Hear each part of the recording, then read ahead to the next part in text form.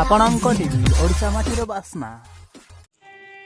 ଚଳଚ୍ଚିତ୍ର ଜଗତ ପାଇଁ ଯାହା ଗୋଟିଏ ଦୁଃଖଦାୟୀ ଖବର ସାମ୍ନାକୁ ଆସିଛି।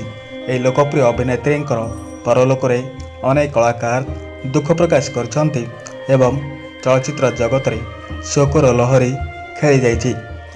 ତେବେ ଚଳଚ୍ଚିତ୍ର ଜଗତ ପାଇଁ ଯାହା ଗୋଟିଏ ଦୁଃଖଦାୟୀ ଖବର ସାମ୍ନାକୁ ଆସିଛି। ତେବେ ଏହି ଅଭିନେତ୍ରୀ ଏବଂ ଗାୟକଙ୍କର ପରଲୋକ ହୋଇଛି। ବର୍ଷର ଶେଷ ବେଳକୁ ତାଙ୍କର ମୃତ୍ୟୁ ହୋଇଥିବା ଜଣାପଡ଼ିଛି ଏବଂ ସେ ନିଜର ଘରେ ଶେଷ ନିଶ୍ୱାସ ତ୍ୟାଗ କରିଛନ୍ତି।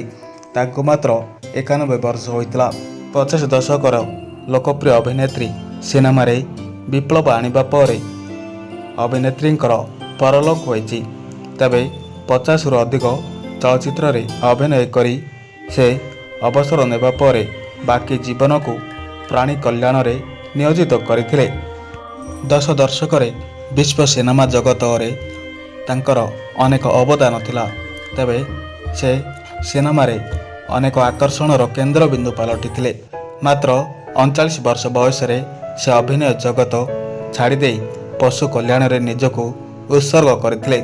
ତେବେ ତାଙ୍କର ଫାଉଣ୍ଡେସନ୍ ଲକ୍ଷାଧିକ ପଶୁଙ୍କୁ ରକ୍ଷା କରିଛି ଏବଂ ପଶୁ ନିର୍ଯାତନା ବିରୁଦ୍ଧରେ ମଧ୍ୟ ସେ ଲଢ଼ିଥିଲେ। ଫ୍ରେଞ୍ଚ ଅଭିନେତ୍ରୀ ବ୍ରିଗେଟ୍ ବର୍ଡଙ୍କର ପରଲୋକ ହୋଇଛି। ତେବେ ସେ ସିନେମାରେ ବିପ୍ଳବ ଆଣିବା ସହ ଅନେକ ଚଳଚ୍ଚିତ୍ରରେ ଲୋକପ୍ରିୟ ହୋଇଥିଲେ। ତେବେ 91 ବର୍ଷ ବୟସରେ ପରଲୋକ ହୋଇଛି। ତାଙ୍କୁ 91 ବର୍ଷ ହୋଇଥିଲା।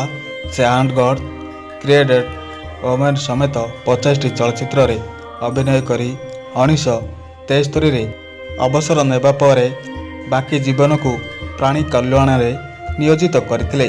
ତେବେ ଫ୍ରେଞ୍ଚ ଅଭିନେତ୍ରୀ ବ୍ରିଗେଟ୍ ବର୍ଡଙ୍କର ପରଲୋକ ହୋଇଛି। ତାଙ୍କ ପରଲୋକରେ ଅନେକ କଳାକାର ଦୁଃଖ ପ୍ରକାଶ କରିଛନ୍ତି ଏବଂ ଚଳଚ୍ଚିତ୍ର ଜଗତରେ ଶୋକର ଲହରୀ ଖେଳି ଯାଇଛି।